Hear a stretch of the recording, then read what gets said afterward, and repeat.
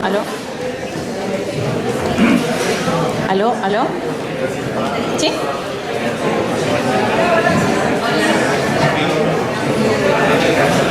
Sí, muy buenas tardes. Vamos a dar inicio a la actividad.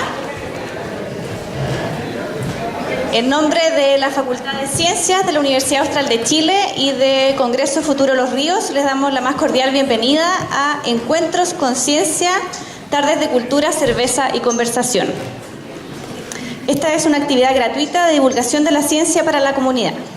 En nuestra región, el Congreso Futuro es ejecutado gracias al proyecto PAEI de Fomento Los Ríos, denominado Cuarta Versión Congreso Futuro Región de los Ríos, difusión de la ciencia, la tecnología y la innovación.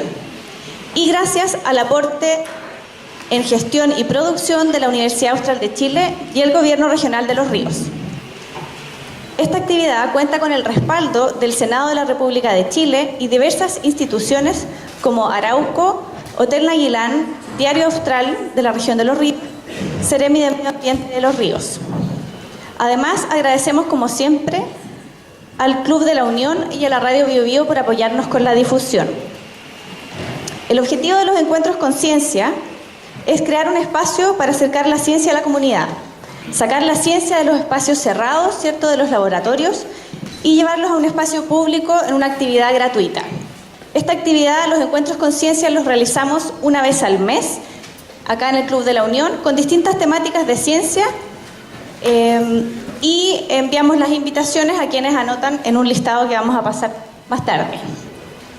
A la fecha llevamos 30 encuentros con ciencia. Este es el encuentro con ciencia número 30 desde que empezamos en el 2015 y llevamos más de 2.000 asistentes. Hoy día serían como 2.150, más o menos. Claro, 152. Estamos muy agradecidos del público valdiviano, especialmente de las personas que se repiten, ¿cierto?, que son nuestros clientes frecuentes, que han venido en muchas ocasiones, y también de los expositores por atreverse a salir del esquema académico y darse el tiempo para conversar con la comunidad. En esta ocasión el expositor va a contar, ¿cierto?, va a presentar una exposición y luego tenemos un tiempo de conversación y de preguntas donde queremos que ustedes participen, comenten, que sea algo más interactivo, de comunicación con los científicos y la comunidad valdiviana. Hoy contamos con la participación de Milton Jiménez. Él es biólogo, doctor en Ciencias Biológicas de la Universidad de Concepción, académico del Instituto de Ciencias Ambientales y Evolutivas de la Universidad Austral de Chile y director del Jardín Botánico de la Universidad Austral. En su formación científica destacan pasantías en la Universidad de Harvard y en el Smithsonian Tropical Research Institute. Su especialidad es la ecología funcional de plantas, desarrollando líneas de investigación relacionadas con la ecología de bosques, ecohidrología y cambio climático. Ha desarrollado su investigación gracias a financiamientos como Fondesit, Corfo y CONAF. Entonces, los dejo con Milton, que esta tarde nos va a presentar Cambio Climático Global, el cómo y los por qué del presente y el futuro.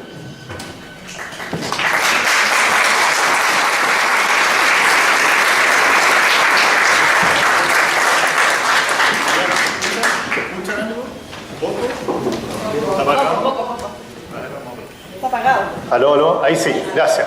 Es medio raro esto de hablar como a dos bandas, ¿ya? Si estuviera en la universidad me retaría mi polola de esa época. Pero nunca he jugado a dos bandas, ¿eh? No piensen mal, pero se puede malinterpretar. Así que voy a hacer el mejor esfuerzo por darme vuelta y conversar con todos un poco. Si me dedico mucho a este lado, de acá me llaman, y si me dedico mucho a este lado, me llaman de este otro lugar, ¿ya? Bueno, ¿de qué vamos a hablar hoy día? Un poco sobre cambio climático global. No sé, los más ochenteros, si les recuerda algo esa frase, el cómo y el porqué del presente y el futuro. ¿Les suena, no? Ochenteros. No hay ningún ochentero. Los Prisioneros, canción, ¿quieren dinero? ¿No?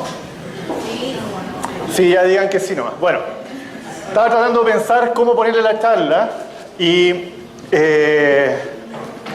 me venía a la cabeza el presente, el futuro, cambio climático, tratar de explicar el por qué pasan algunas cosas, de entender los mecanismos que explican el cambio climático. Así que se me vino de inmediato a la cabeza esa canción.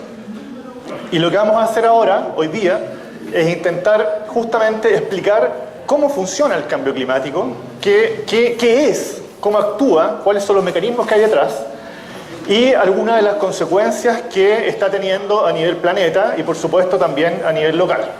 Para finalmente tratar de dejarles un mensaje respecto a alguna forma que creo yo, es una opinión bastante personal, basada en ciencia por supuesto, de cómo podríamos, por ejemplo, enfrentar algunos de los problemas del cambio climático.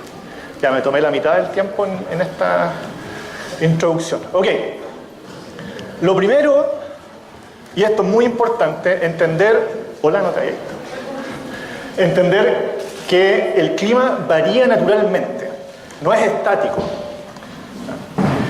Habitualmente graniza un poco, ¿está acoplando? Graniza y le echamos la culpa al cambio climático, hace calor le echamos la culpa al cambio climático, hace frío le echamos la culpa al cambio climático, pero en realidad eso ocurre normalmente. El clima varía más o menos de esta manera. En el eje X abajo tenemos años y en el eje Y la intensidad de los fenómenos climáticos. Y el clima más o menos se mueve de esa manera. Variación. Tenemos años, pónganle el nombre que quieran a esta variable, temperatura, lluvia, viento, lo que quieran, ¿ya? Tenemos años en que tenemos eventos máximos, años muy fríos, muy calurosos, sé que estamos hablando de temperatura, o años muy lluviosos, sé que estamos hablando de precipitación, y eso es normal. Pero tenemos también años con eventos mínimos, años muy fríos o muy secos, ¿ya? Si hablamos de temperatura y agua. Lo importante de esto es que pese a esta variabilidad normal entre años, hay una tendencia general que nos entrega un valor medio. Y por eso decimos, por ejemplo, que históricamente en Valdivia llueven aproximadamente 2.500 milímetros. No quiere decir eso que todos los años lluevan 2.500 milímetros, sino que es ese valor medio, esa tendencia promedio, que está modelada por estas variaciones interanuales. ¿Ya? Por tanto, el clima siempre está modificando, está cambiando. ¿Qué es lo que ocurre cuando hablamos de cambio climático? Básicamente, que estos patrones que nosotros consideramos relativamente normales se modifican. ¿Ya? Por ejemplo, si vemos una serie de tiempos mucho más larga, lo que podemos ver es una tendencia en que hay variación, ¿cierto? Pero al final del gráfico, vemos que se empiezan a hacer cada vez más frecuentes eventos extremos mínimos. En este caso en particular podrían ser máximos. Y eso hace que nuestra tendencia general cambie. Nuestro promedio histórico se modifica. Y la tendencia, en este caso, va a la baja. Podrían ser precipitaciones perfectamente. ¿Ya? Entonces cambiamos la tendencia general a una tendencia a la reducción de precipitaciones, principalmente comandada por estos eventos extremos. Cuando hablamos de cambio climático, entonces lo que estamos hablando es de este cambio en la tendencia general de los patrones climáticos a los cuales estamos acostumbrados. ¿Ya? Y destaca, por supuesto, el aumento del número de eventos extremos, la intensidad de esos eventos extremos y muchas veces la duración. Ok, bueno, esa es la idea general, ¿ya? Pero si aún no les queda claro cómo funciona el cambio climático, vamos a ver algunos ejemplos. Lo que les quiero mostrar aquí es cómo se ve el aumento de temperaturas a nivel planeta desde el 1880 aproximadamente hasta el presente. En la escala que está a la izquierda arriba de la figura, en blanco significa la temperatura media, esta temperatura histórica del planeta. Y colores más anaranjados muestran grados por sobre ese promedio. Y lo que estamos viendo es que básicamente ya en 1950, 1960, cada vez el planeta se pone más naranjo, ¿no? O sea, nos estamos escapando grados por sobre esa temperatura promedio. Estos son datos reales, son datos históricos. Esta es una animación de la NASA, lo pueden bajar ustedes mismos de la página. ¿Ya? Y básicamente nos muestra cómo el planeta se calienta, ¿ya? En distintas magnitudes, en distintos lugares. Así se ve entonces el calentamiento global, ¿ya? Particularmente hablando de temperatura.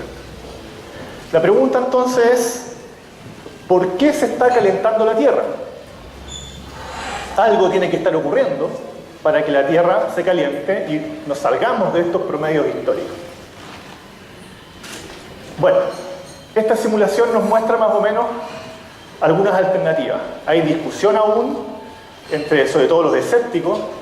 Les recomiendo no ver nunca el Salfate en la noche, porque probablemente les va a mostrar algunas de las variables que yo no voy a desmentir ahora. Y por ejemplo, si nosotros miramos la temperatura observada y cómo esta temperatura varía o ha variado sobre la media, lo que vemos es un patrón de aumento. Veamos entonces qué variables correlacionan con este patrón de aumento.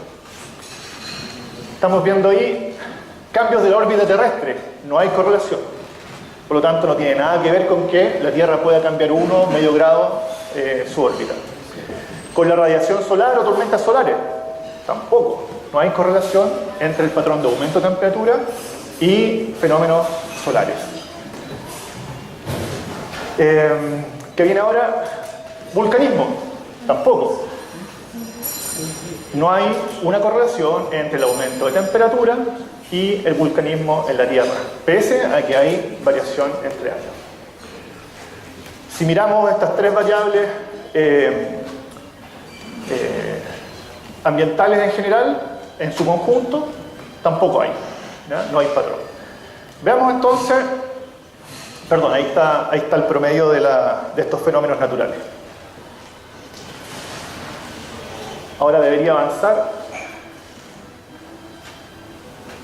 Veamos entonces qué pasa con el cambio de uso del suelo.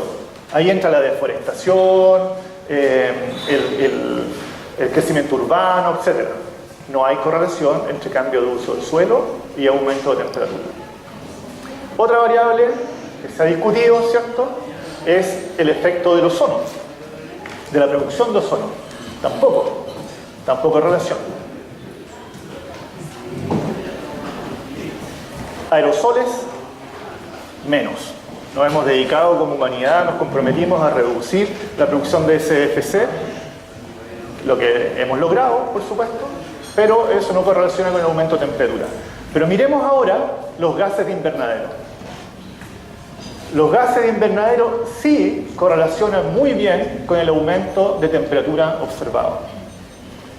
Por lo tanto, la evidencia de alguna manera nos dice que la única variable que efectivamente podría influir o estar relacionada sobre el aumento de temperatura del planeta son estos gases de invernadero.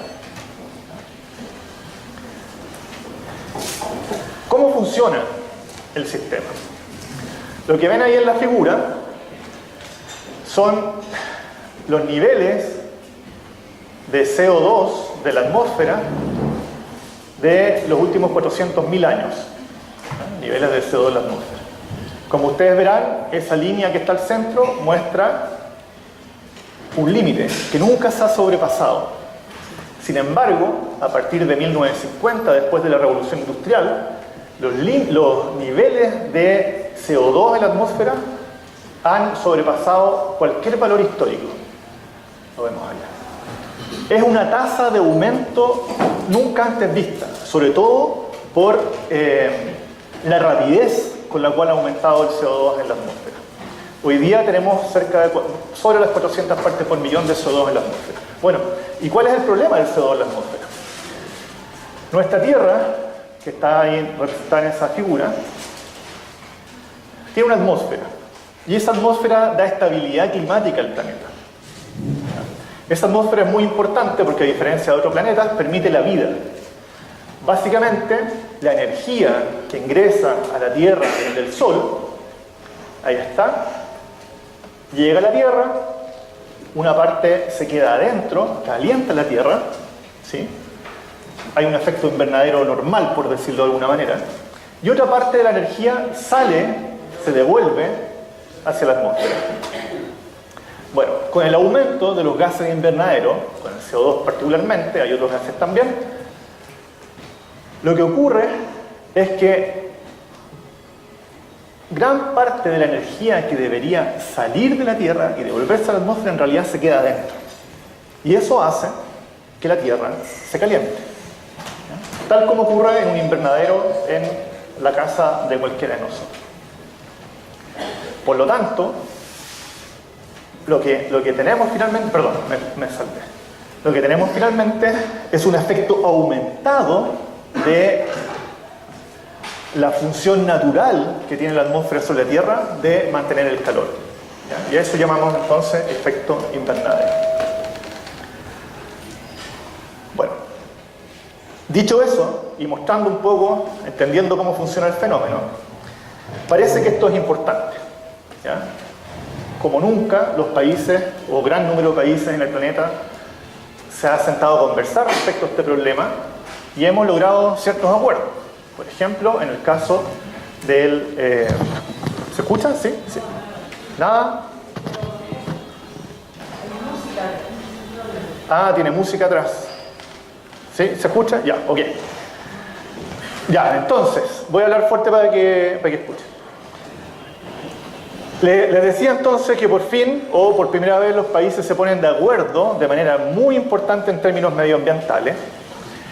Y uno de los acuerdos a los cuales hemos llegado es que no deberíamos pasar de 2 grados más la temperatura promedio del planeta.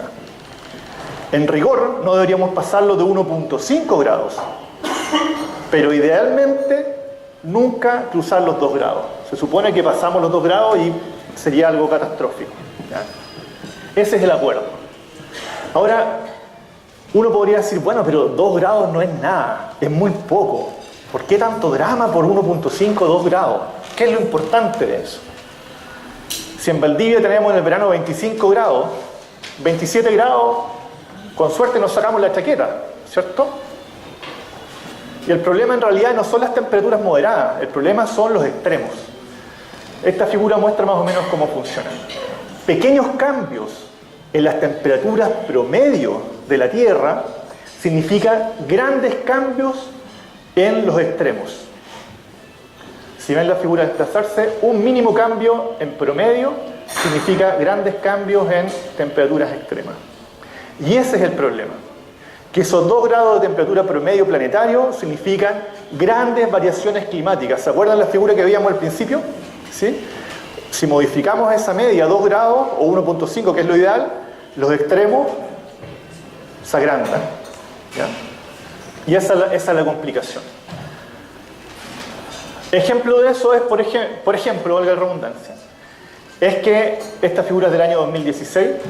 En los últimos años se han roto todos los récords de temperatura en el planeta.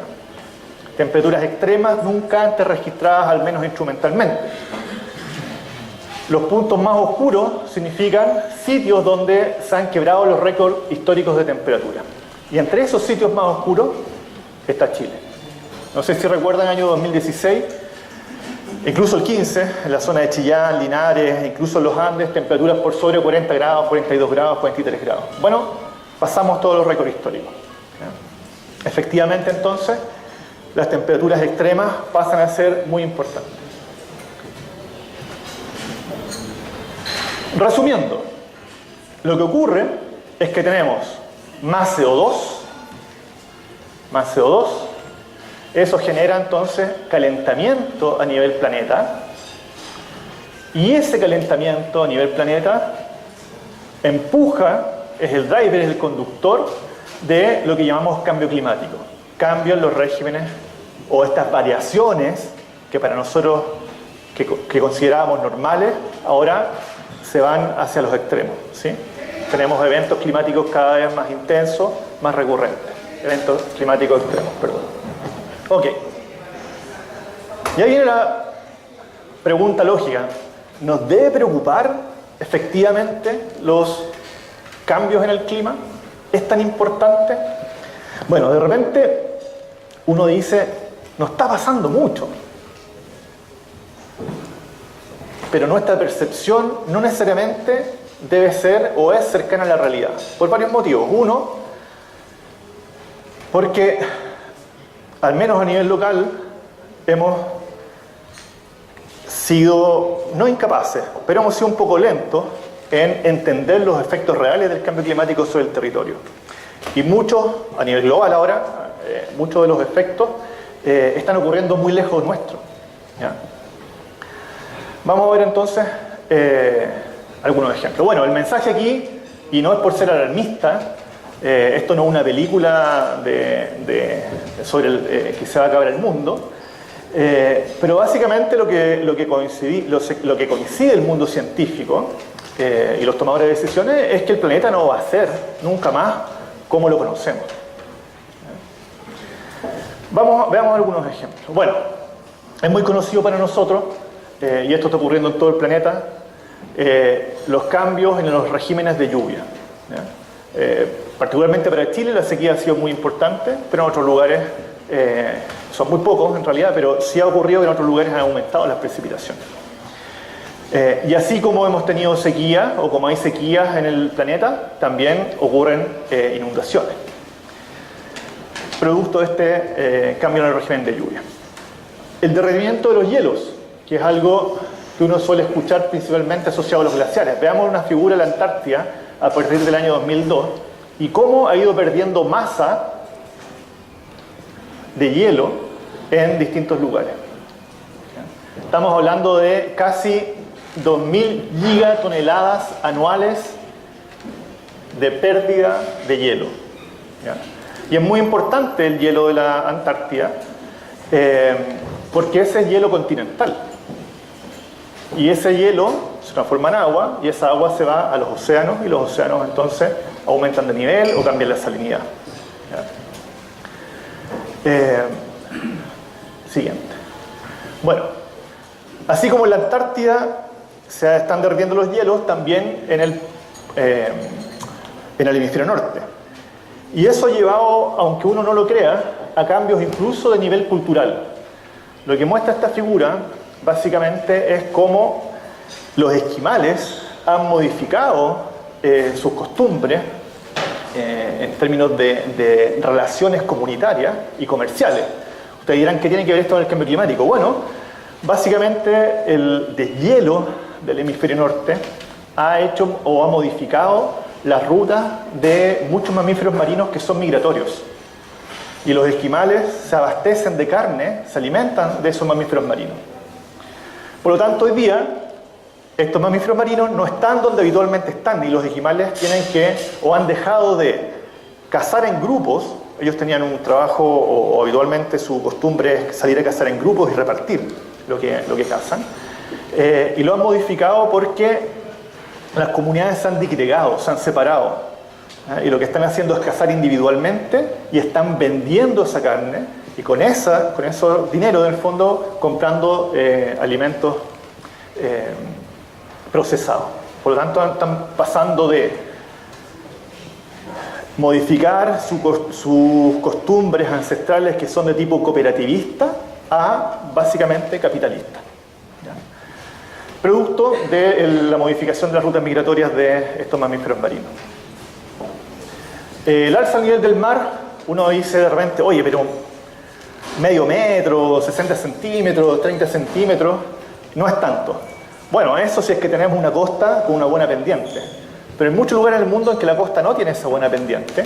Y aquí vemos, por ejemplo, las Islas Maldivas en el Océano Índico, cómo ya están perdiendo territorio por el aumento del mar, o San Blas en Panamá, ¿ya? En que los cambios de marea finalmente sobrepasan estos pocos centímetros que tiene la isla por sobre el nivel del mar y entonces se están inundando. Bueno, es un graffiti bien irónico, lo vamos a pasar porque no tiene más mensaje que eso, digamos. Las inundaciones, los que les decía hace un rato. Este cambio en el régimen de precipitaciones y temperatura ha modificado entonces cómo se comportan las lluvias en el territorio.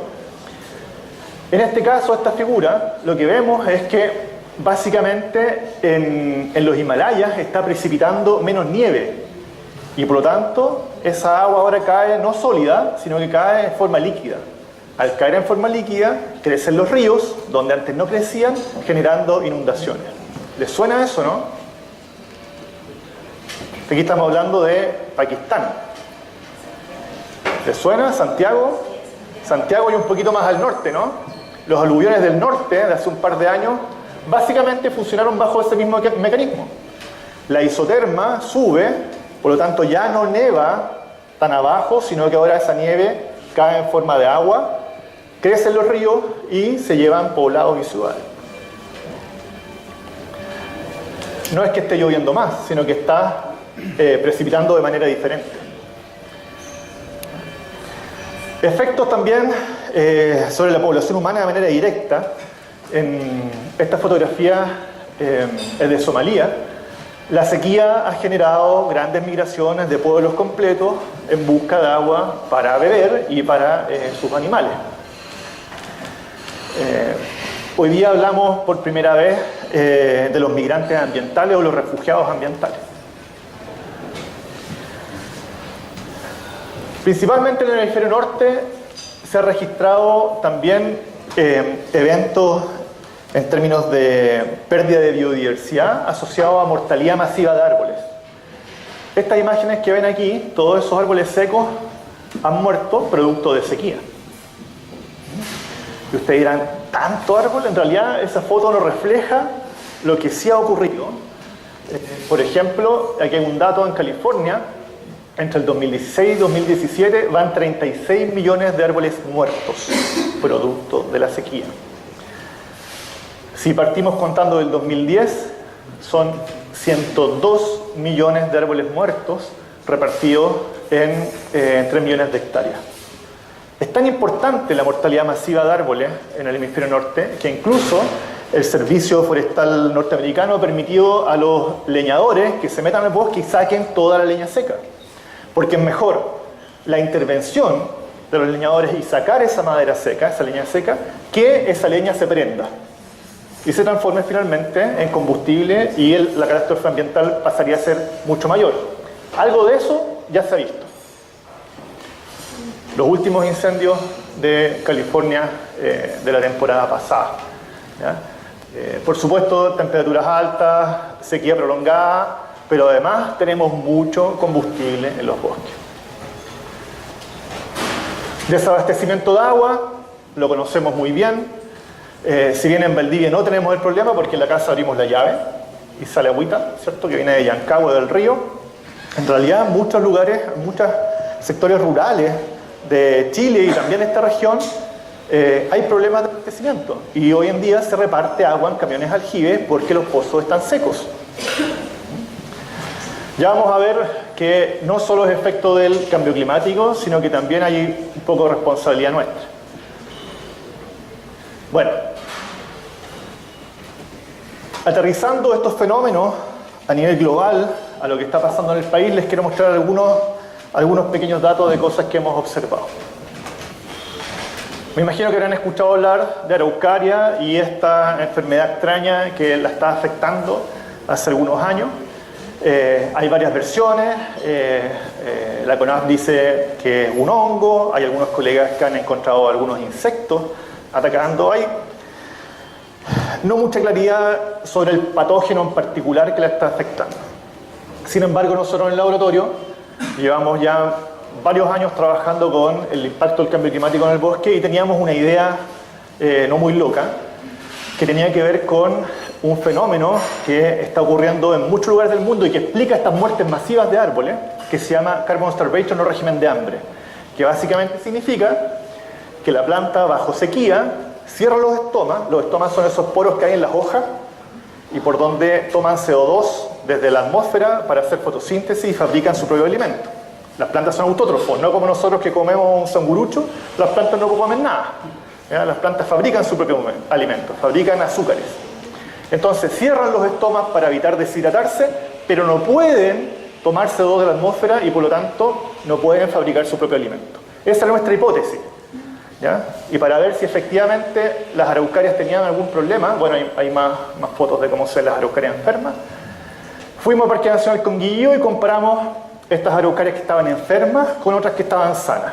Si efectivamente había carbon starvation o régimen de hambre, lo que deberíamos encontrar es que los carbohidratos, las reservas de azúcares de las araucarias deberían ser muy bajas en aquellas que están enfermas respecto a aquellas que estaban sanas.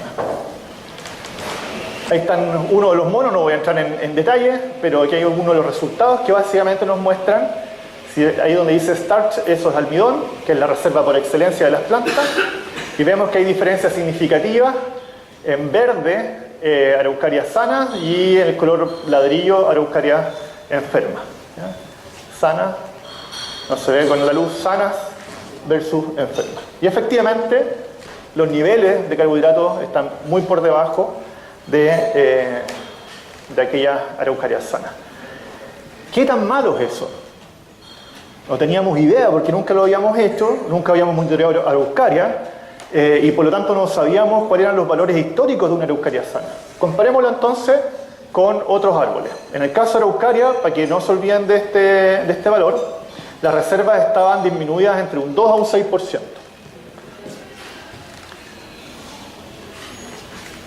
¿Qué le pasa a los árboles o qué nivel de carbohidratos tienen los árboles que entran en mortalidad masiva en otro lugar del mundo? 2.4%. Por lo tanto, araucaria está dentro del rango que nos permite, dentro del rango de carbohidratos de las raíces que nos permite decir que está bajo este estado de hambre o carbon starvation. Y por lo tanto, está sufriendo un debilitamiento general fisiológico que la hace muy susceptible a ser atacada por patógenos. Y por eso los colegas están viendo en un lado hongos, en otro lado están viendo insectos, en otro lado están viendo ácaros. Básicamente porque el bicho que pasa primero es el que la ataca. ¿Ya? Producto de esta situación fisiológica. También hemos visto en esta región, a lo mejor ustedes también lo han detectado, los primeros eventos de mortalidad masiva. El año 2015, en la cuenca de Panguipulli. Permiso, voy a hacer esto. Empezamos a ver árboles muertos en los cerros. Si alcanzan a ver ahí esa zona en la foto de la izquierda, un manchón de árboles secos, coigües secos, y arriba árboles secos, coigües secos. Y esto distribuido entre Panguipulli y Coñiripio. ¿Ya? Coihue, ulmo, notro, varias especies. Un amigo nos manda estos datos que muestran básicamente el nivel de daño en la fronda, en la copa de los árboles, producto de la sequía. Cuando hablo de daño estoy hablando de qué nivel de la copa está seca, ¿ya? Un cuarto de la copa, la mitad de la copa, toda la copa, ¿ya? Y lo que se observó es que básicamente no todas las plantas responden igual a la sequía. Ojo que el año 2015 tuvimos la sequía más intensa de los últimos 50 años en la región. Y fue ese evento extremo el que gatilló la mortalidad masiva de estas distintas especies.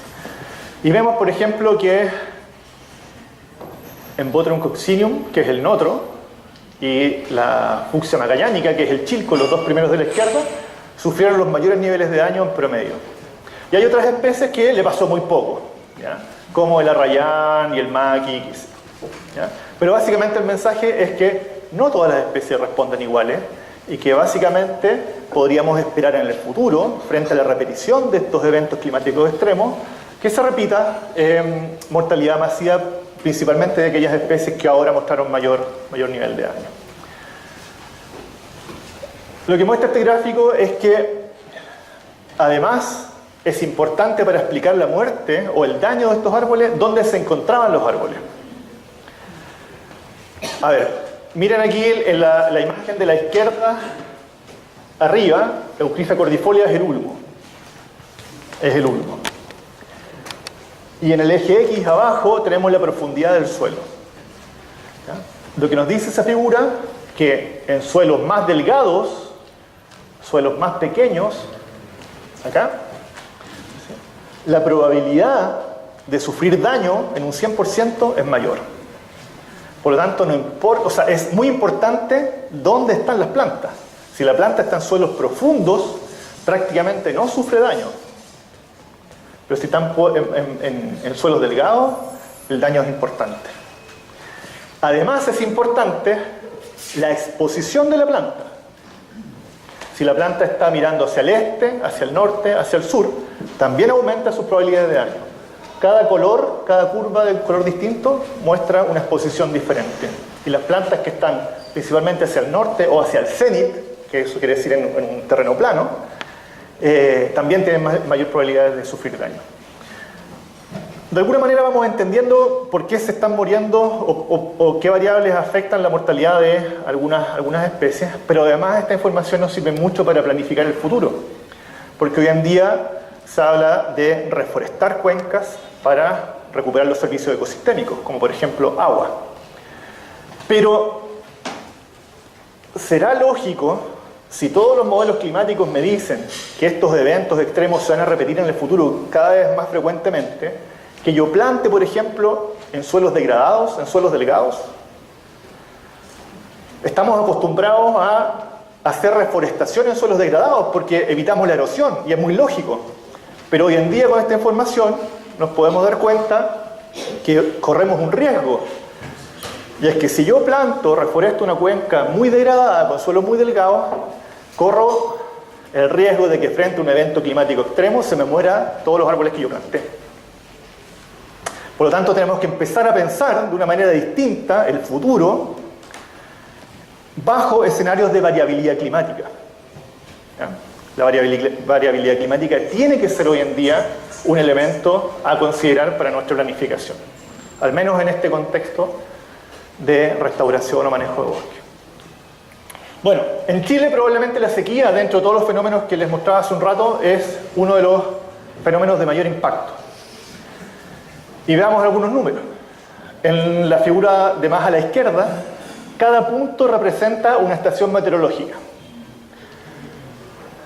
Y el color, mientras más rojo, mayor nivel de sequía. Pero básicamente, al 2015, el 71% de las estaciones meteorológicas del centro-sur de Chile tenían más de un 30% de sequía. No sé si habrán escuchado hablar de la mega sequía, de entre el 2010 al 2016, que fue un periodo muy seco para esta zona. Bueno, asociado a la mega sequía, aumentaron los incendios forestales. Eso hasta el 2015, porque luego en el 2016 vienen estos grandes incendios que todos vimos por las noticias, ¿no? Que arrasaron con pueblos completos. Pero ya en el 2015 teníamos aumento, por ejemplo, de un 50% de los incendios en la región del Biobío y de un 20% del número de incendios. ¿Ya? La sequía además genera otro problema. Como yo les decía, uno en la ciudad no visualiza los problemas de la ruralidad. Pero esto representa, o cada uno de estos papeles, los decretos que indican emergencias. ¿Ya? Emergencias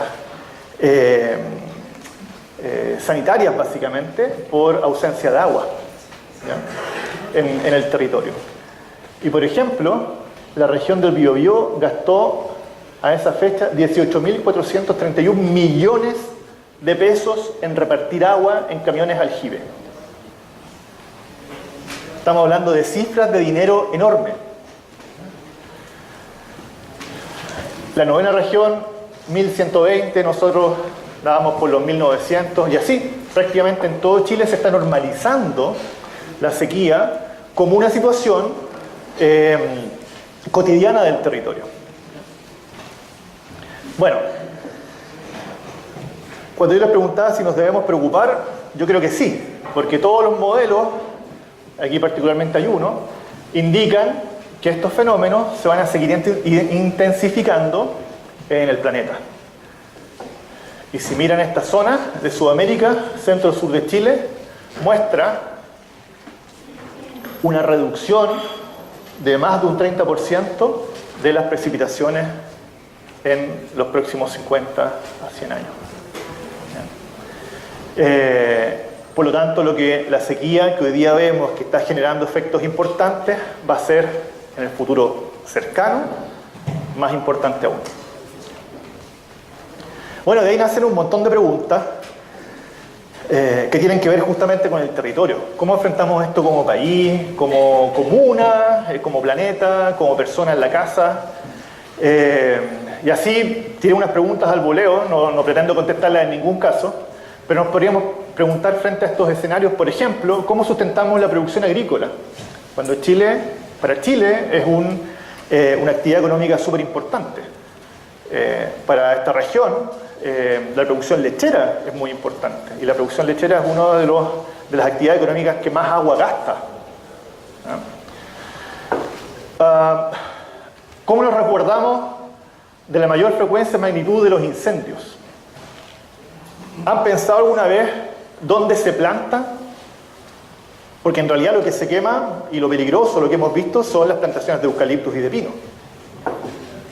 Son esas las que rodean a los pueblos y finalmente el fuego pasa por encima.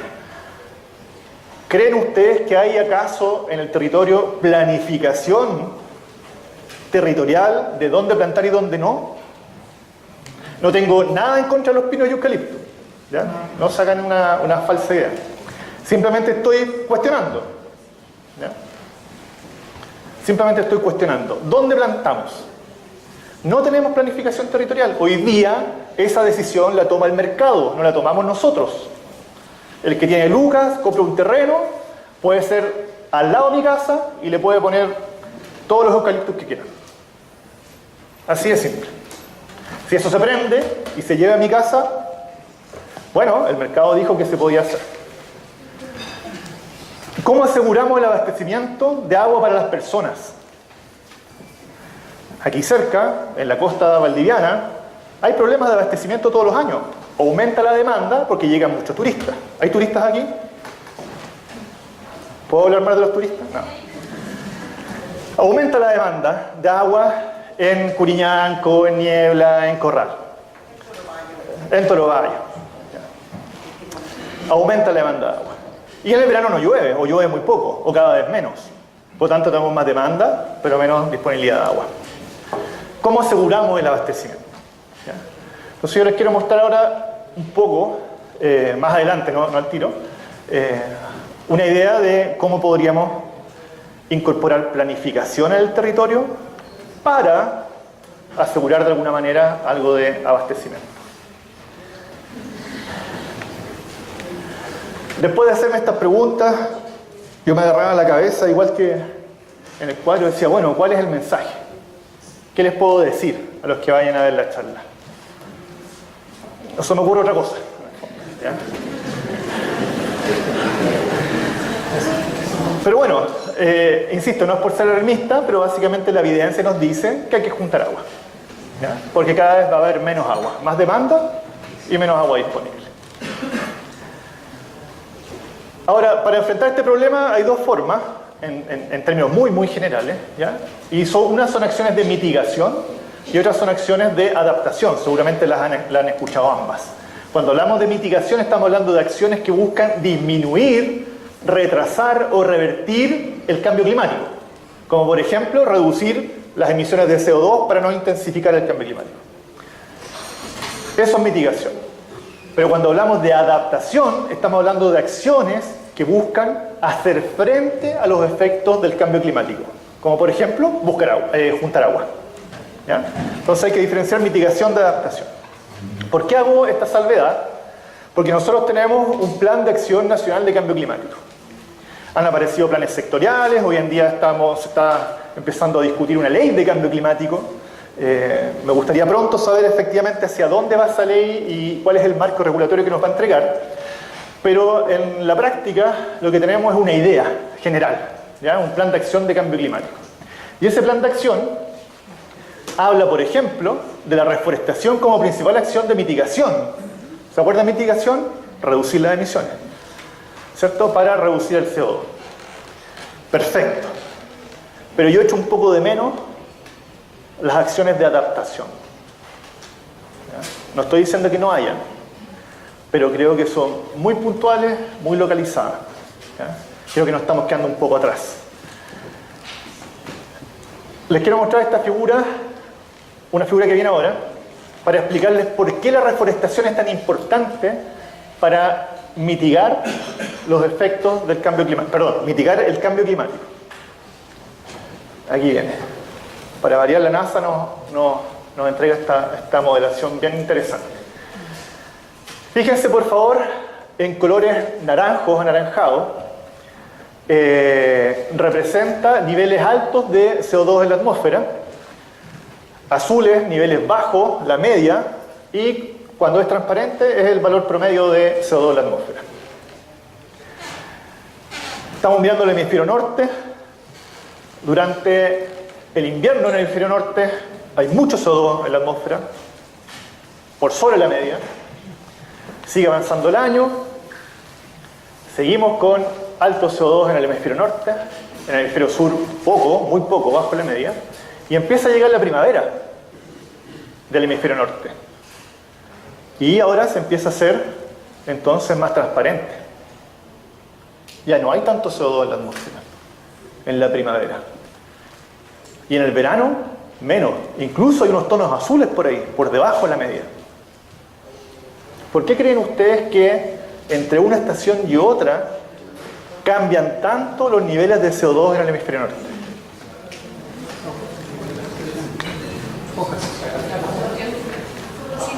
Combustión, fotosíntesis, dos palabras clave. Ya. Dos palabras clave. Efectivamente, hay muchas emisiones de CO2 en invierno, pero lo interesante de esto es que en verano, en primavera, los árboles se activan. En el hemisferio norte hay muchos árboles caducifolios, o sea, tienen hojas, pero viene la primavera, producen hojas y capturan el CO2 de la atmósfera. Capturan tanto CO2 de la atmósfera que son capaces de modificar los niveles de CO2 a nivel del planeta completo. Por eso es importante la reforestación. ¿Ya? Los árboles efectivamente tienen un impacto tremendo. ¿Cómo estoy de tiempo? Ya estoy pasando ya. Ok. Pero ojo, que la reforestación, si bien baja los niveles de CO2 de la atmósfera, tiene un problema. Puede tener un impacto muy positivo o muy negativo sobre la producción de agua. Y ya dijimos que probablemente uno de los principales problemas en Chile iba a ser el déficit hídrico. Un mono que me gusta mucho, en el eje X abajo tenemos los niveles de bosque nativo en una cuenca, y en el eje Y la escorrentía o la cantidad de agua que sale por los esteros de esa cuenca. Y mientras más bosque nativo, más agua tienen los esteros. Y viceversa. Mientras menos bosque nativo o mientras más plantación, menos agua tienen los esteros. Esa ecuación nos dice que aproximadamente por cada 10% de bosque nativo que yo pongo en una cuenca, aumenta un 14% la producción de agua en mi cuenca. ¿Les suena lógico ahora? Reforestar para disminuir los niveles de CO2 de la atmósfera, pero si lo hacemos bien, además podemos regular el ciclo hídrico y asegurar un poquito más de abastecimiento, o al menos reducir los efectos de la sequía. ¿Qué es lo que hemos hecho hasta ahora como país? Este artículo es del año 2015. Región de la Araucanía, básicamente lo contrario. Hemos reemplazado el bosque nativo por plantaciones exóticas y por praderas para la agricultura. No tenemos planificación territorial. Necesitamos planificación territorial para asegurar abastecimiento frente a escenarios de cambio climático. Hoy, como les decía, controla básicamente el mercado.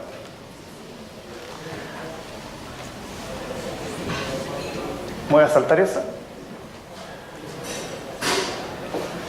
Ojo, como decía Salomón, ojo que con las especies que usamos para reforestar, porque como decíamos deben ayudar a conservar el agua, nativos versus exóticas, pero también tienen que soportar el clima futuro. Ya vimos delante que hay especies que frente a eventos extremos simplemente se mueren. ¿Ya? Por lo tanto, hoy en día, si yo reforesto y se está haciendo mucho con coihue, tengo altas probabilidades que esos coihues se me mueran frente a un evento climático futuro, que es lo que ya hemos estado viendo en la cuenca Panguipulli. Nosotros hemos medido en tiempo real los niveles de consumo de agua de las especies. Dentro del bosque nativo, además, hay plantas que toman más agua y plantas que toman menos agua. Les ponemos esos sensores y básicamente este es el dato. Coihue es una de las especies que más agua consume respecto a las otras nativas, y por ejemplo Libillo, una de las que menos consume. Entonces sería muy interesante, ahora que vamos a empezar a reforestar para disminuir las emisiones de CO2, hacerlo con especies que consumen poca agua. Porque eso nos asegura, de alguna manera, agua en nuestras cuencas, ¿cierto? ¿Por qué les digo esto? Porque la cobertura vegetal en la cuenca es muy importante para regular el ciclo hídrico. En la flecha azul muestra la lluvia, ¿cierto? Lo que entra. Evaporación, el agua que se va por la temperatura, por el sol. Transpiración se refiere al agua que las plantas consumen, que toman del suelo y la llevan a la atmósfera a través de las hojas. Lo que queda de ese balance es lo que infiltra el suelo, se almacena, abastece los acuíferos y llega hacia los esteros. Por lo tanto, el balance entre lo que entra y lo que sale, mediado por las plantas, determina cuánta agua sale por los acuíferos, sale por los esteros, perdón. Rápido, antes que me rete la Carla. Ya. Les quiero mostrar aquí esa línea negra del centro, representa la lluvia. 1500 milímetros, el último valor de la derecha, representa más o menos lo que llovía en Concepción hace unos años. De lo que llovía en Concepción hace unos años, un mínimo porcentaje se evapora. Cerca de un tercio o más lo consumen o lo mueven las plantas. Y lo que queda es lo que llega a los esteros. ¿Sí? Una parte se evapora, esto es lo que manejan las plantas, consumen las plantas, y el resto se descarga a los esteros. Pero hoy día, lo que tenemos es que el cambio de uso de suelo, las plantaciones y las praderas, modifica esa línea azul que representa la evapotranspiración, la suma entre transpiración y evaporación. Y por lo tanto el delta, el delta, lo que me sobra para llegar al río es menos que antes, simplemente por cambiar la cobertura vegetal. Cambio de uso de suelo entonces, pino eucaliptus, pradera, reduce el agua en los esteros. Ahora sumémosle al cambio de uso de suelo el cambio climático. Transpiran más las plantas, porque son otras plantas que consumen agua, pero además llueve menos por el cambio climático. ¿Cuánto mi delta? Cada vez más pequeño. Y por lo tanto cada vez menos agua la que llega a los esteros. ¿Podríamos revertirlo?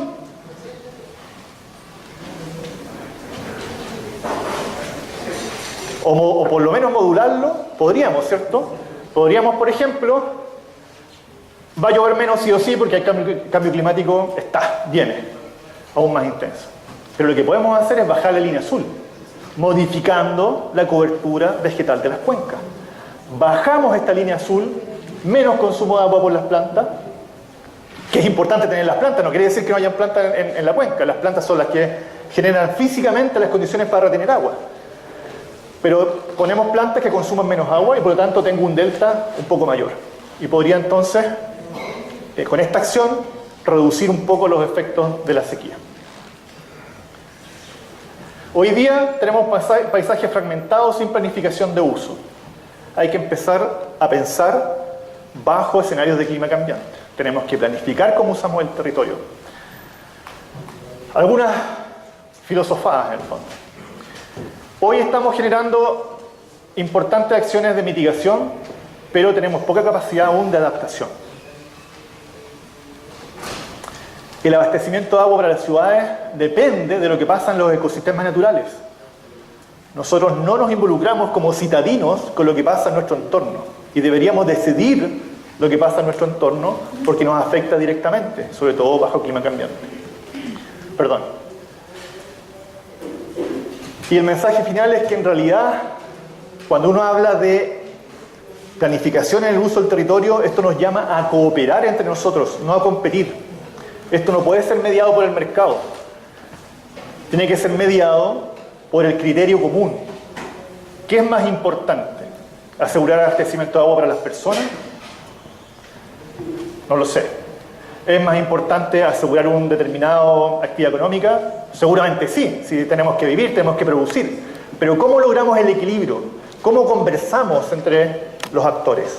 No puede quedar todo mediado por el mercado. Eso, muchas gracias.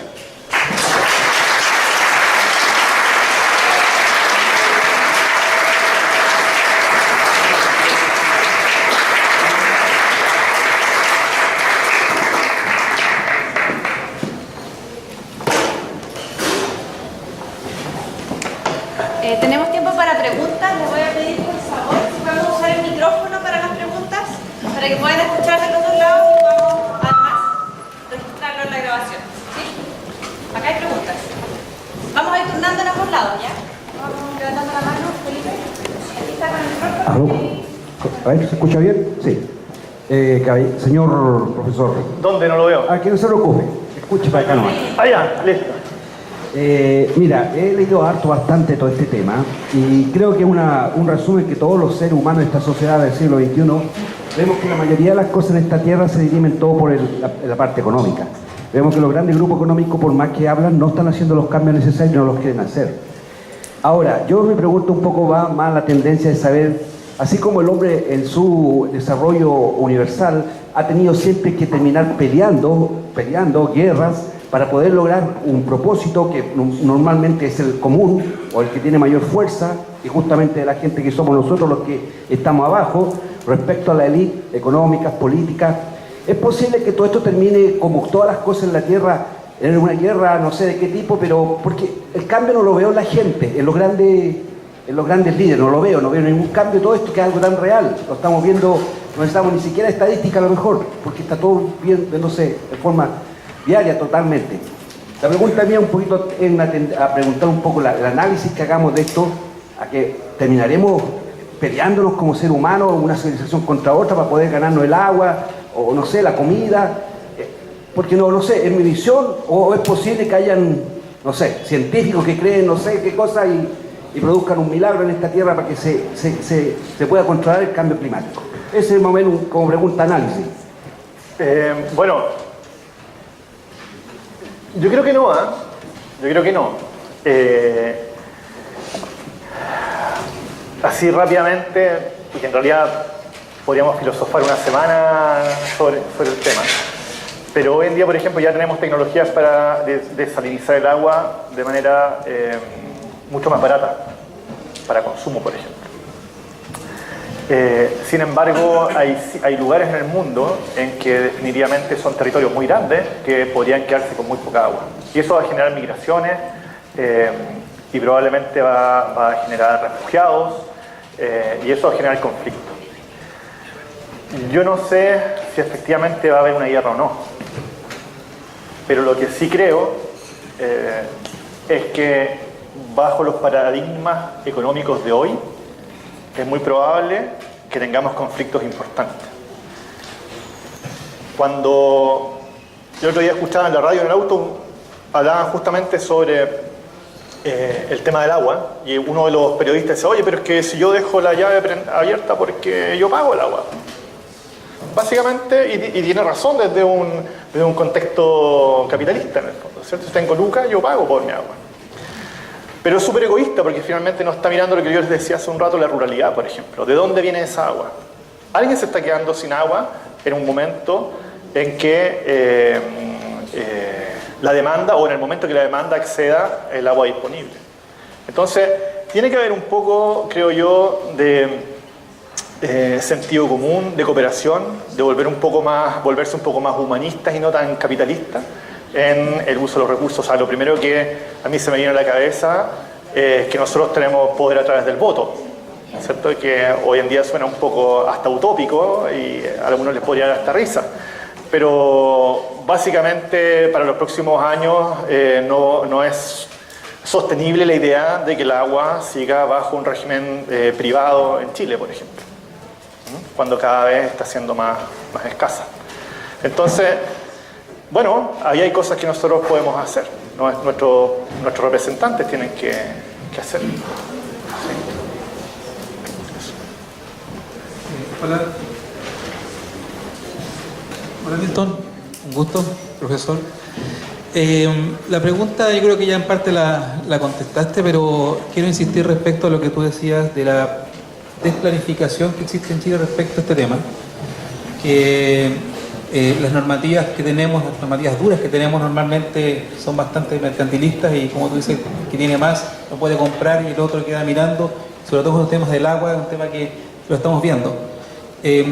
Entonces, la pregunta es, desde tu punto de vista más lógico, humanista y ecológico, ¿cuál crees tú que debería ocurrir en nuestra sociedad para que se llegaran a hacer modificaciones importantes a las leyes que realmente tienen peso en Chile? Ergo la ley de vivienda, ergo la ley sanitaria, la ley minera, la ley de agricultura, todas las leyes que por lo demás están sobre el territorio y que si no se modifican, simplemente estamos hablando de música nomás. Entonces, ¿qué es lo que tiene que ocurrir? O sea, una comisión de hombres buenos, sentarse a la mesa, como dice que vaya a ocurrir una guerra interna. O sea, ¿dónde va a estar el punto de clic para que digamos, sabes que ya basta? Basta, yo particularmente trabajo en agricultura. En agricultura hubo como un basta con el tema del agua y se empezaron a crear comisiones del agua, secretaría ejecutiva y hartas cosas con el agua. El tema del suelo particularmente todavía como que no ha reventado porque parece que la planificación no existente hoy o la no planificación como que conviene.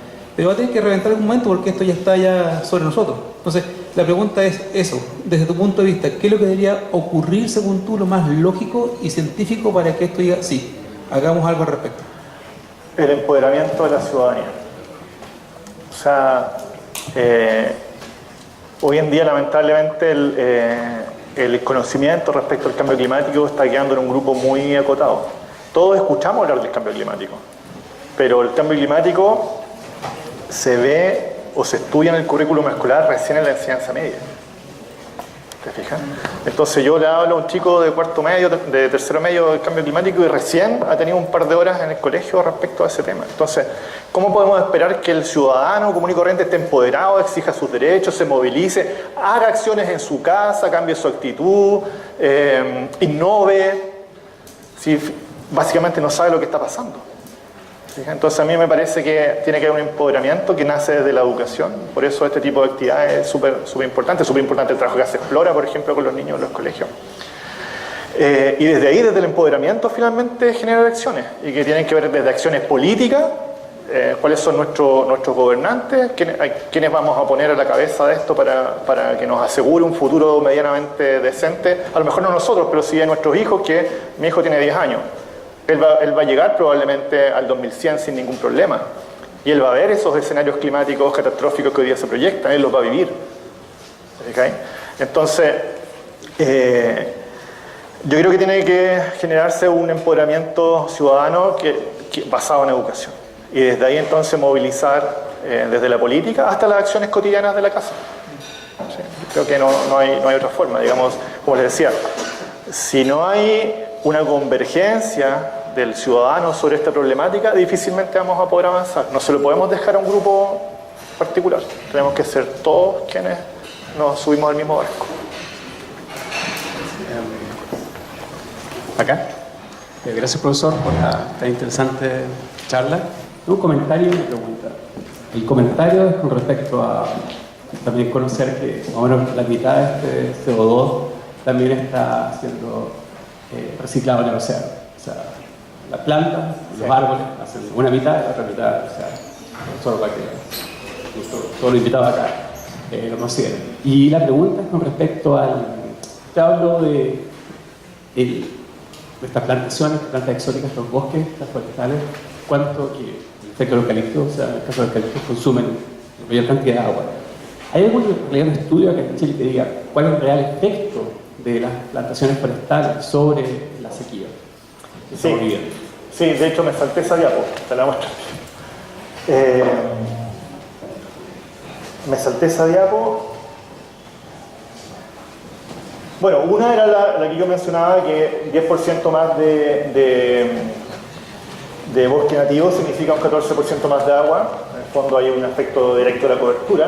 Pero este estudio de Christian Little del año 2009, Christian está trabajando ahora en el INFOR, él hizo esto, si mal no recuerdo, en el contexto de su doctorado. Él elimina, para que me vean los de acá también, en ese gráfico él saca el efecto del cambio climático sobre la producción de agua en las cuencas. Por lo tanto, lo que aquí vemos es solamente el efecto de las plantaciones. Y esta cuenca, hay una zona más gris, ¿ya? Esa zona representa el momento en que se reemplazó bosque nativo por plantación. Y descontando el efecto del cambio climático, básicamente estamos hablando de un efecto drástico, ¿cierto?, sobre la producción de agua de esa cuenca. Ese es solamente el efecto de la plantación y no del cambio climático aislado.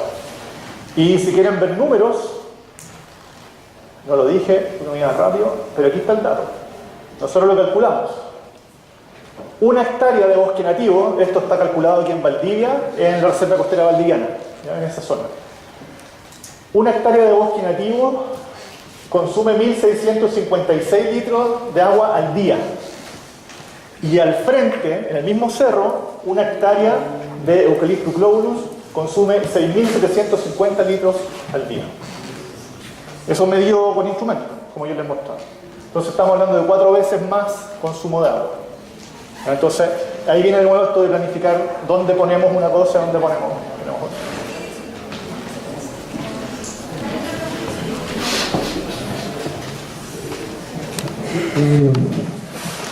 Antes que nada, agradecer tu visión y también tu responsabilidad por tu oficio que tienes tú de dar a entender a la ciudadanía lo que está sucediendo. Porque hoy día este es un fenómeno que está pasando por nuestra propia indiferencia. Nosotros, todos los que estamos aquí, somos indiferentes con el árbol, con el agua, con el pájaro. Esa es otra vida. No tiene ninguna conexión con los otros. Nosotros vivimos en una burbuja. Y no relacionamos el agua, no relacionamos el viento, no relacionamos nada con los otros. Hasta que la naturaleza está protegiéndose con lo que tú, todas las diapositivas que nos mostraste y todos los números que estás señalizando. Es una consecuencia, la Tierra está reaccionando por su propia manera, por su propia composición del daño que le estamos haciendo nosotros como sociedad. Aquí los valdivianos tenemos un laboratorio, yo creo que tú lo conoces, el Bosque Yancahue. Es un laboratorio cómo actúa la naturaleza. Ahí tú puedes ver todo lo que tú planteaste y al lado a 200 metros tú ves todo lo que la plantación de pino y de eucalipto, lo que está sucediendo. Es el mejor laboratorio que los abogados pueden entender la exposición que tú estás diciendo. Entonces uno se pregunta, todos tenemos hoy día Google en nuestras manos.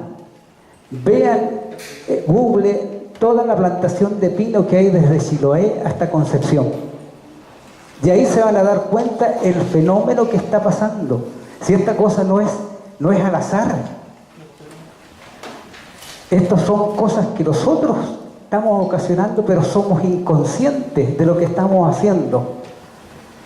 Aquí tú recién hablaste, y me parece correctísimo la opinión que tú estás diciendo de que la ciudadanía es la que tiene que tomar carta en este asunto. No van a ser los grupos económicos, ni van a ser los de la tribuna del lado de allá y la tribuna del lado de acá, porque también juegan en el mismo equipo. Aquí nosotros los valdivianos en la ciudadanía, fuimos región, la ciudadanía se puso.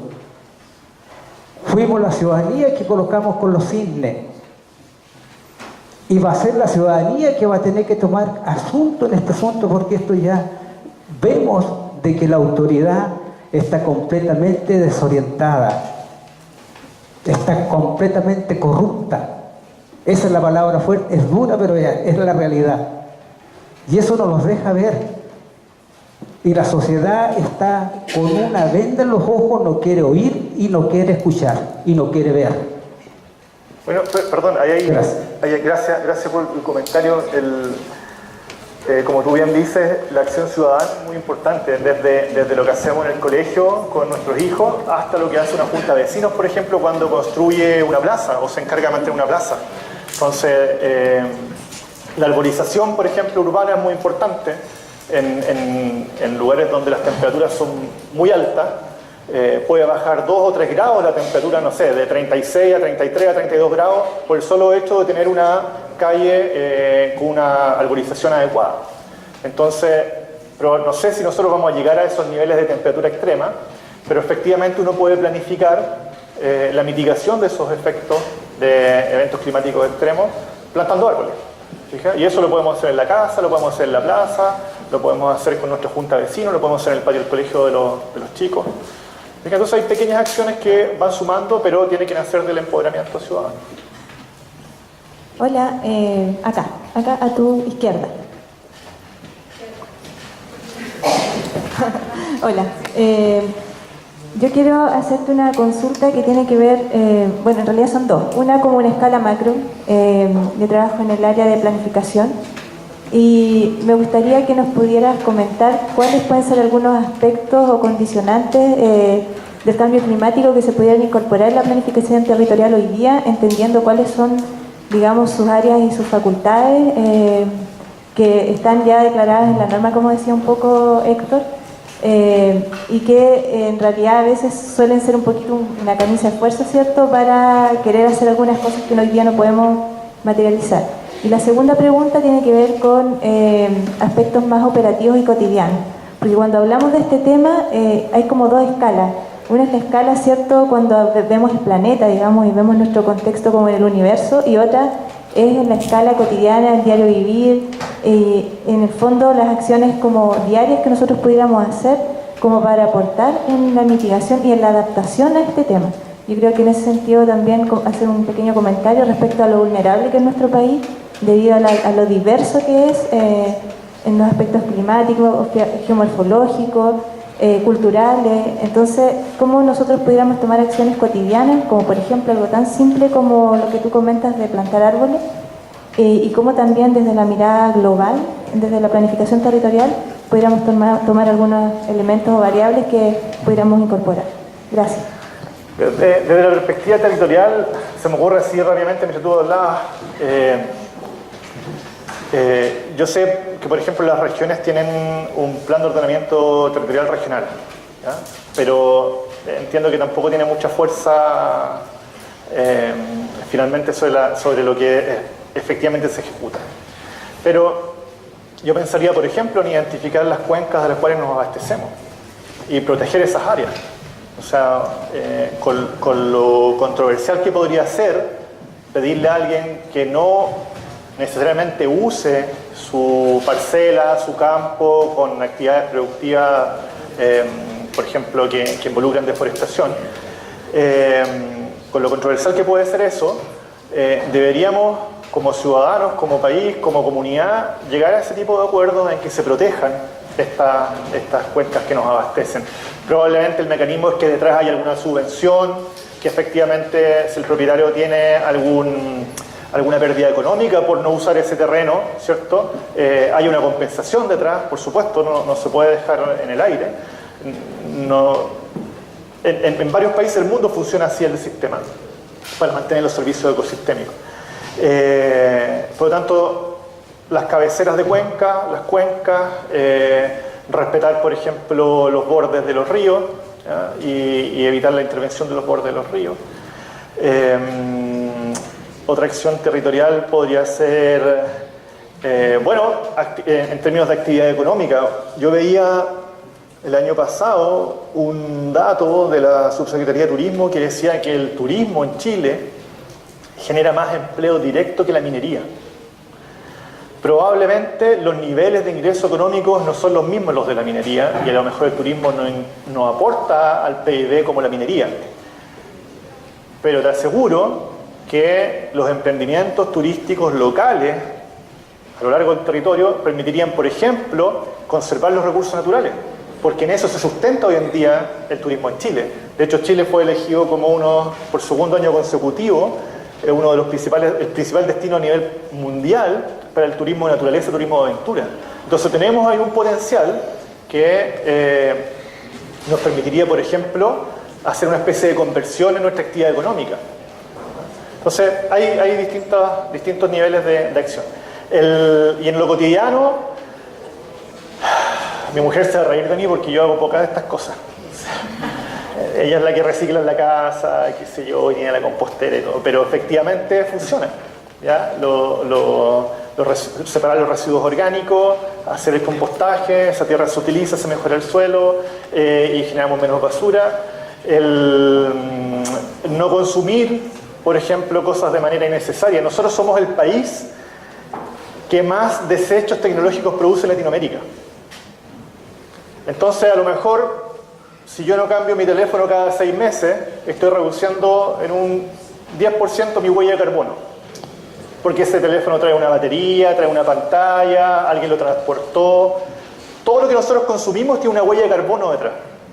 Si veía el otro día que en el Jumbo vendían sandía envasada, en vaso. Absurdo, si la sandía tiene su propio envase, ¿por qué voy a pagar yo por un vaso de plástico para comerme un pedazo de sandía? Es absurdo. Entonces, no utilizar, por ejemplo, ese tipo de productos que producen desecho, porque ese plástico tiene una huella de carbono, yo voy a generar impacto con... ¿Me fijas? Entonces hay pequeños detalles. Es como darle una segunda mirada a lo que hacemos en el día a día. ¿Me fijan? Si efectivamente podemos tomar decisiones muy pequeñitas, pero que tienen la suma de esos impactos puede ser importante.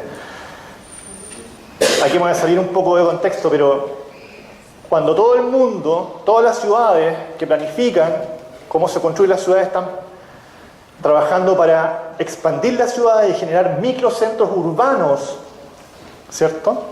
Que descongestionan, que hacen que los tiempos de movimiento de los autos sean cada vez más rápidos, por lo tanto el auto menos tiempo encendido, gasta menos combustible.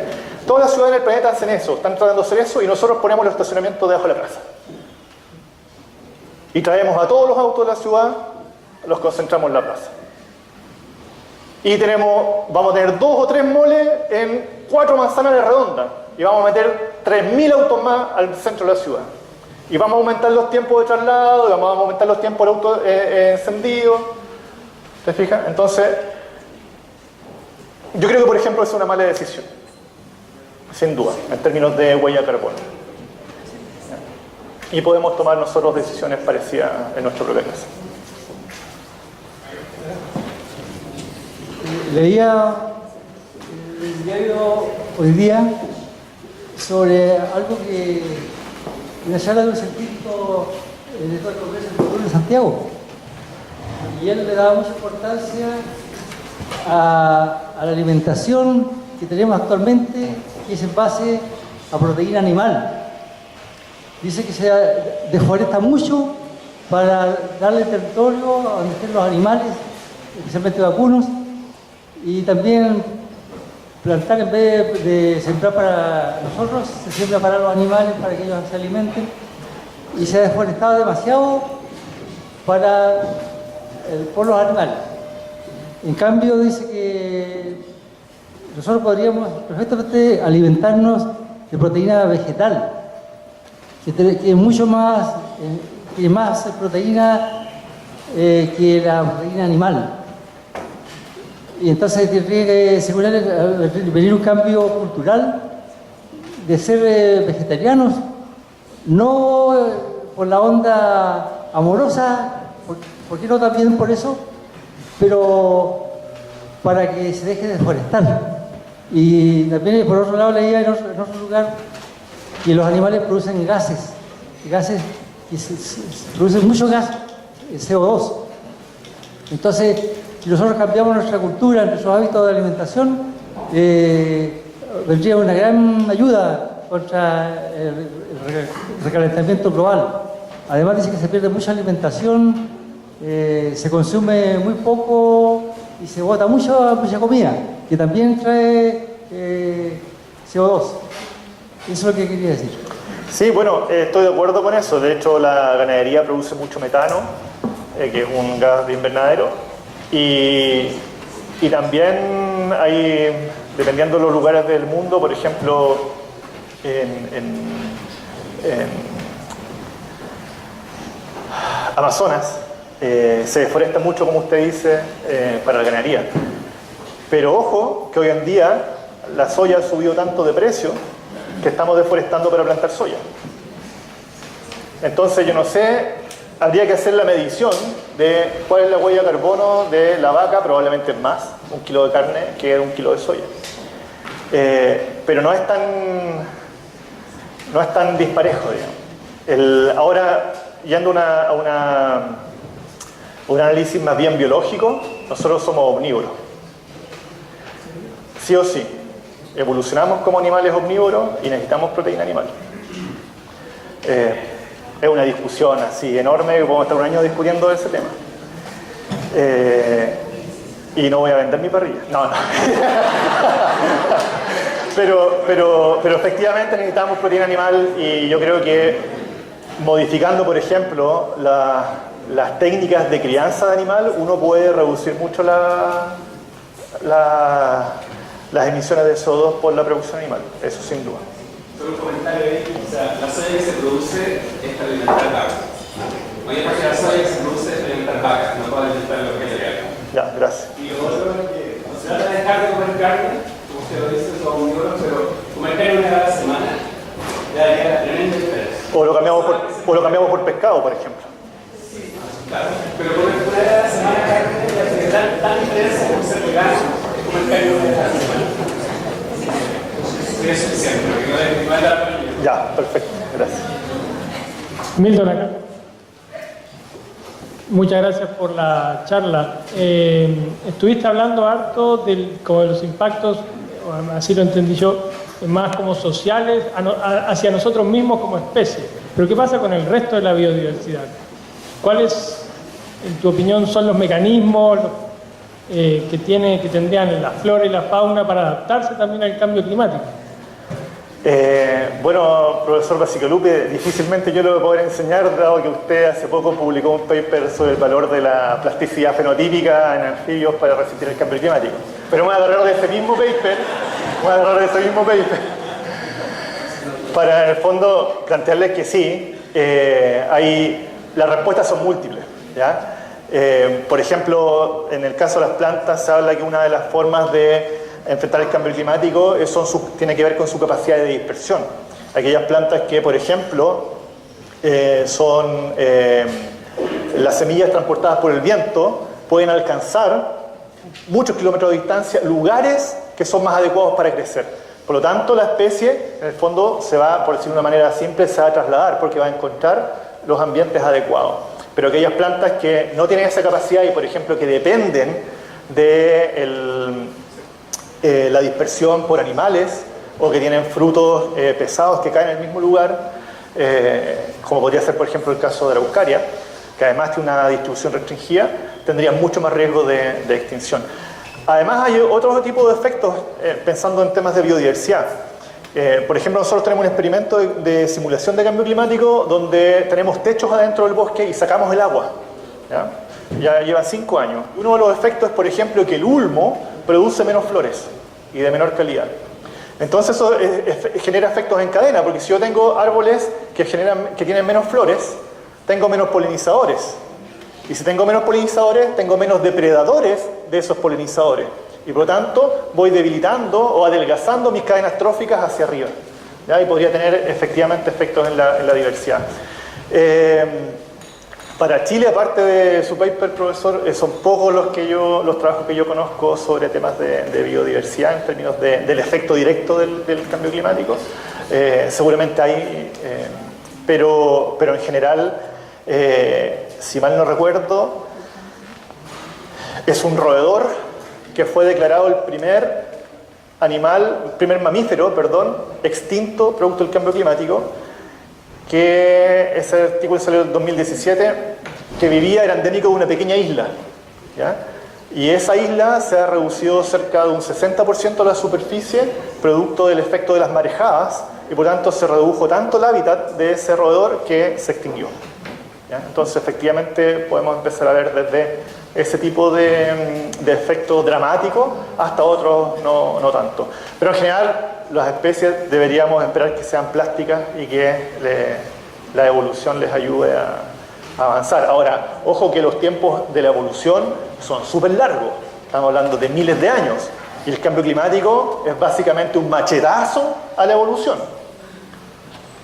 Capaz que muchas especies no tengan tiempo de adecuarse a los nuevos escenarios y por lo tanto podrían estar destinadas a la extinción también.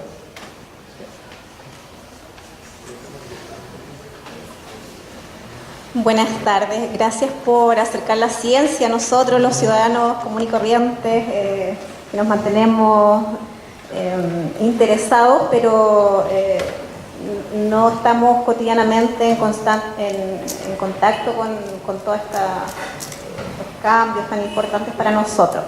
Mi consulta es, ¿qué instancias se pueden hacer para acercar a aquellos que no tienen interés, más que nada por desconocimiento? Porque lamentablemente hay mucho desconocimiento y siempre estamos como las mismas personas tratando de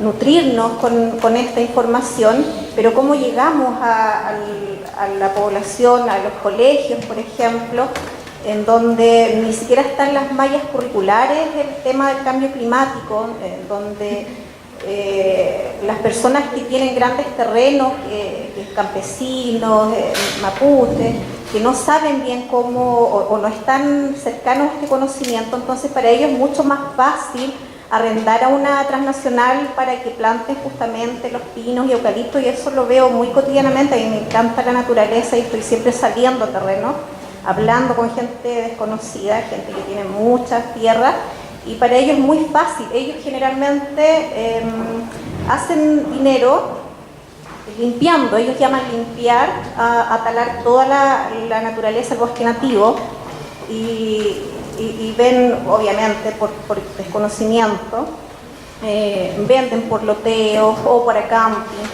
o para las plantaciones, pero ¿cómo llegamos a ellos? ¿Cómo educarlos? Faltan instancias, creo yo, para poder generar que haya más interés de la ciudadanía, porque somos muy poquitos los que estamos interesados en esto y no podemos hacer fuerza. Por ejemplo, ahora hay una protesta de muy pocas personas en Curiñanco, camino a Curiñanco, por un tema bien importante que es la pesca de arrastre, de la jibia. Y son tan poquitos los que están ahí luchando, haciendo balines de goma todos estos días. Es muy triste saber que tienen muy poco apoyo y la gente incluso reclama porque les cuartan el camino. Pero nadie sabe o muy pocos saben porque ellos están ahí. Entonces, esa es mi consulta, cómo generar, tal vez postular proyectos, de llegar con la divulgación no solamente a quienes tenemos interés, sino a quienes no tienen interés, despertarles ese interés. Bueno, es bien compleja tu pregunta porque realmente el que no quiere comer sopaipilla no va a comer sopaipilla, ¿te fijas? Ahora, si yo le pongo un poquito de pebre y a lo mejor lo engatuso y prueba la sopaipilla, ¿cierto? Entonces, esas instancias como esta, como les decía hace un rato lo que hace Explora, con los niños son súper importantes para empezar a involucrar a la gente que no se ha puesto al tanto con estos temas. Pero nosotros también podemos hacer, yo tengo un amigo, el Paco, que no vino el Paco día, pero que él siempre se anda cuestionando cómo, eso va a sonar feo, cómo picarle la guía a la gente con sus ideas. ¿Ya? Entonces de repente está en un asado y se pone a conversar con alguien y temas de política en general, pero en este caso uno podría perfectamente, oye, ¿qué has pensado del agua? Y empezar a uno, en la conversación diaria, a colocar los temas, a hacer que la gente se cuestione. Y eso puede, por ejemplo, de una manera muy simple, empezar a generar interés. Insisto en el empoderamiento ciudadano, no hay otra opción, y hay que empezar a mirarnos más como comunidad, más que de una manera individual. Lo que tú planteabas delante, en el fondo, uno no sabe mucho lo que le pasa al otro, o no sale a marchar, o no alega hasta que le toca a uno, ¿cierto? Nadie va a alegar hasta que no le corten el agua, ¿cierto? Cuando llegue a mi casa y abro la llave, no sale agua, ahí recién yo voy a alegar, ¿ya? Pero esa es una visión súper individualista. Si estamos también preocupados del otro, del que está cerca, de lo que les decía hace un rato, la ruralidad, podríamos alegar con tiempo por el vecino, por el de más allá, por el de más acá, y podríamos entonces empezar a levantar estos temas que son relevantes. Hola. Hola. Primero agradecer. Mi cuestionamiento va como en el tema de las plantaciones, como dentro de un ideal, si se elimina el tema de la plantación del monocultivo, ¿qué pasa con el suelo? Porque al final y al cabo, si tenemos plantaciones que llevan más de 40 años, afecta al suelo. Entonces, si reemplazamos por nativos o por plantas que nutran el suelo, igual va a haber un daño hacia esas plantas porque carecen de nutrientes suficientes, porque todas las plantaciones han... Tú dices al sacar la plantación y poner nativo. Sí. Es que es difícil, ya, te entiendo. Sí. No necesariamente, porque nosotros en ecología le llamamos dinámica de comunidades. En la naturaleza, cuando hay un suelo que está erosionado y debilitado de falta de nutrientes, hay un grupo de especies que son capaces de soportar esas condiciones y son las que llegan primero, en lo que llamamos sucesión ecológica. Esas especies llegan primero, modifican las condiciones del suelo y recién ahí pueden llegar especies más tardías y luego otras y otras y se van sucediendo en el tiempo hasta lograr un bosque como lo que conocemos hoy en día. Y por ejemplo en Chile, los notofagus, que son el roble, el raulí, la lenga, el ñirre, el coihue, son especies pioneras, que llamamos pioneras, y que toleran estas condiciones de suelo degradado.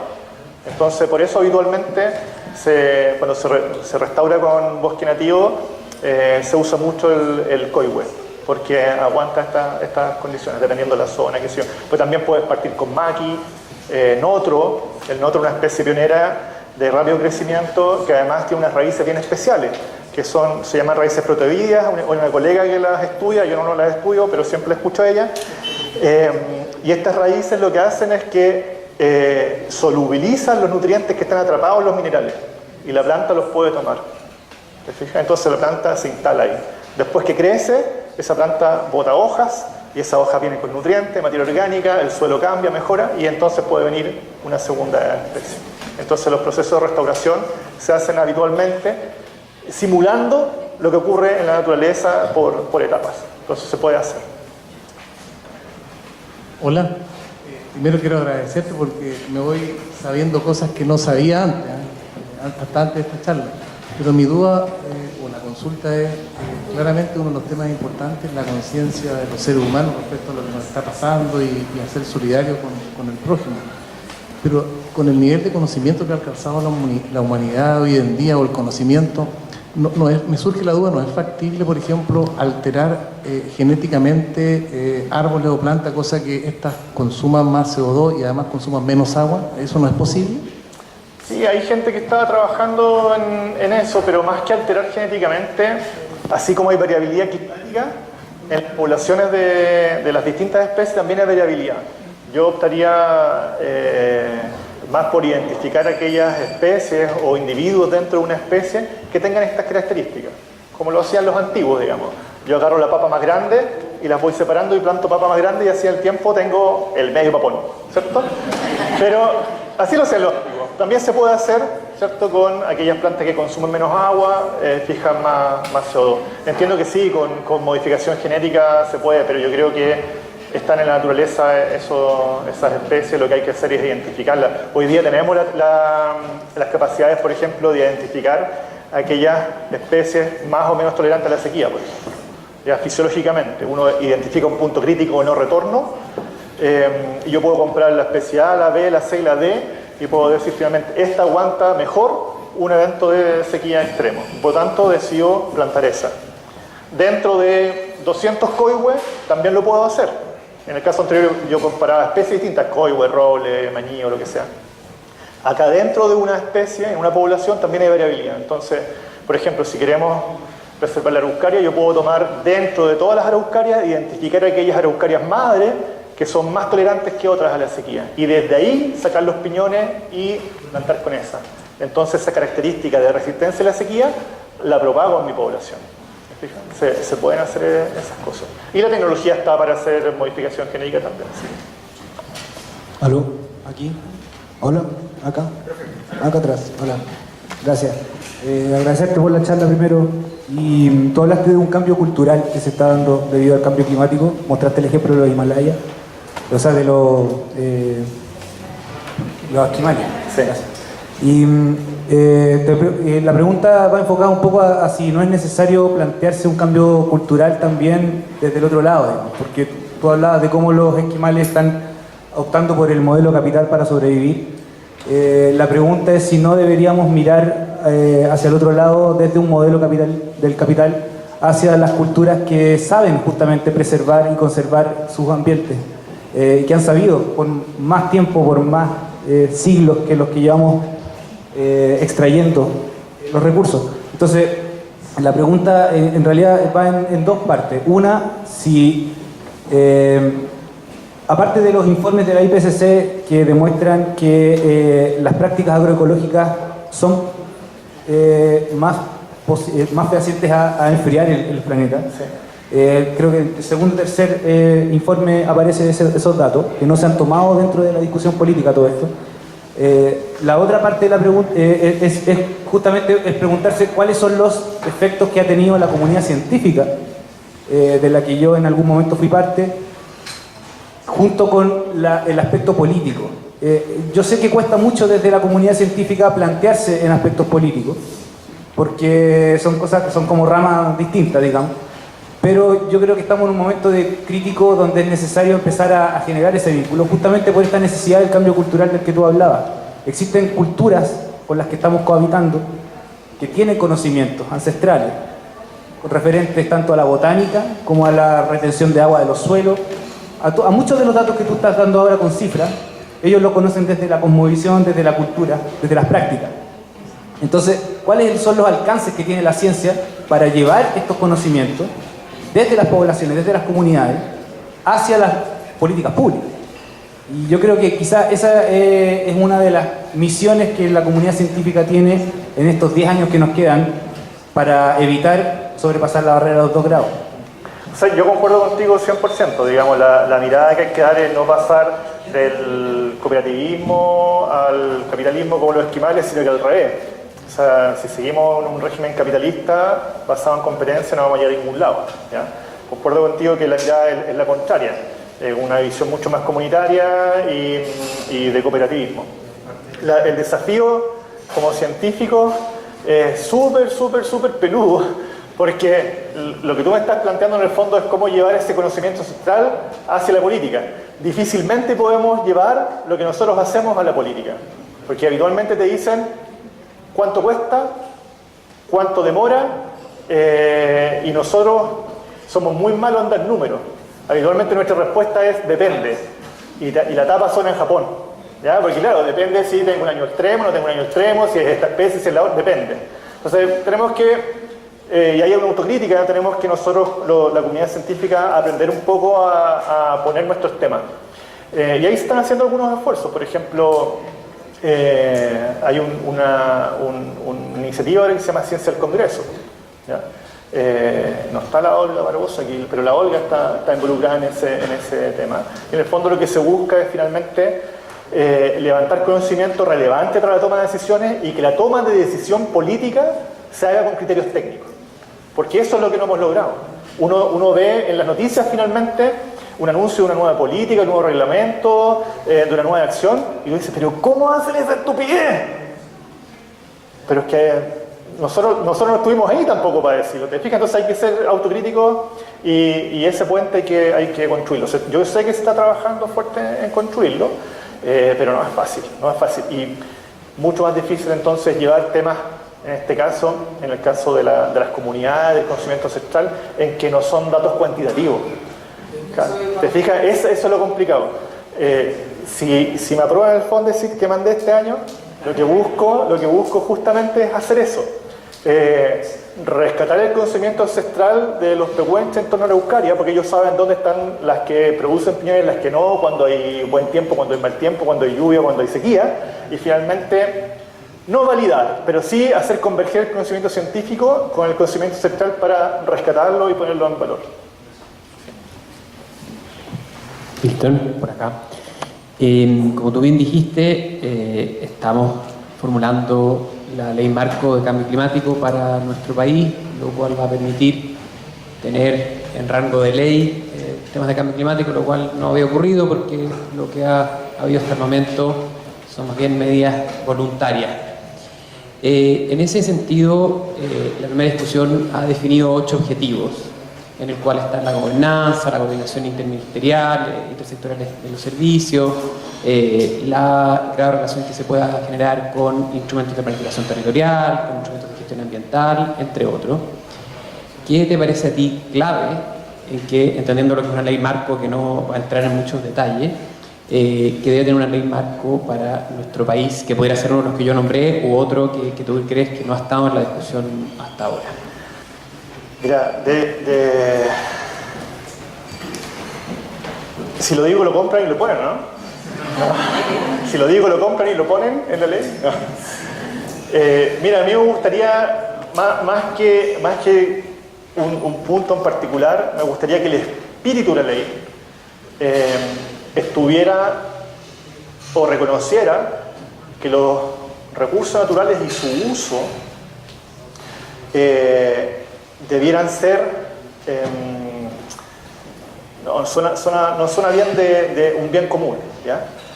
Pero las decisiones sobre su uso deberían estar basadas sobre el bien común, no sobre el mercado. ¿Me entiendes? ¿Por qué? Yo sé que es súper difícil porque aquí está la propiedad. Estamos soñando, tú me pediste que yo soñara. Está el derecho a propiedad, cada uno hace lo que quiera dentro de su propiedad. Es muy fuerte en la legislación chilena. Pero me gustaría que de alguna manera la ley rescatara eso, que finalmente las decisiones que se tomen con bases técnicas pongan, no quizás de manera superior, pero al mismo nivel, el bien común. Porque de lo que hablamos hoy día, cuando hablamos de cambio climático, estamos hablando de la modificación de nuestro sistema natural que nos va a afectar a todos por igual. A todos por igual. No hay diferencia de clase, no tiene nada que ver las lucas, a todos nos van a cortar el agua, a todos nos va a dar calor. El problema va a ser el mismo para todos. Y por lo tanto creo yo que la ley debería, de alguna manera, aglutinar instrumentos que permitan rescatar el valor común que tienen los recursos naturales para el bienestar de la gente. Yo creo que, ¿cómo? No sé, esa regla es de usted, pero me gustaría que de alguna manera ese sea el espíritu. Bueno, para finalizar, queremos agradecer a cada uno de los asistentes de este encuentro Conciencia en el marco del Congreso del Futuro. Agradecer nuevamente a Fomento de los Ríos, el Gobierno Regional de los Ríos, el Senado de la República de Chile, la Universidad Austral de Chile, la Serena de Medio Ambiente de la Región de los Ríos, Arauco, Hotel Naguilán, Diario Austral de la Región de los Ríos, Club de la Unión y Radio Bio Bio. Queremos dejarlos invitados para los próximos encuentros Conciencia, que como comentaba, realizamos una vez al mes. Vamos a retomar estos encuentros Conciencia en marzo. Así que quienes quieran recibir la invitación directamente lo pueden hacer en un listado que anda por ahí, con la letra más legible posible. Y muy importante, bueno, agradecer a Milton por su tiempo, por su presentación, por la buena disposición, por dar este paso de atreverse a enfrentarse a la comunidad y salir, ¿cierto?, de la universidad, lo que él comentaba de empoderar a la comunidad. Así que muchísimas gracias. Le podemos darle un gran aplauso.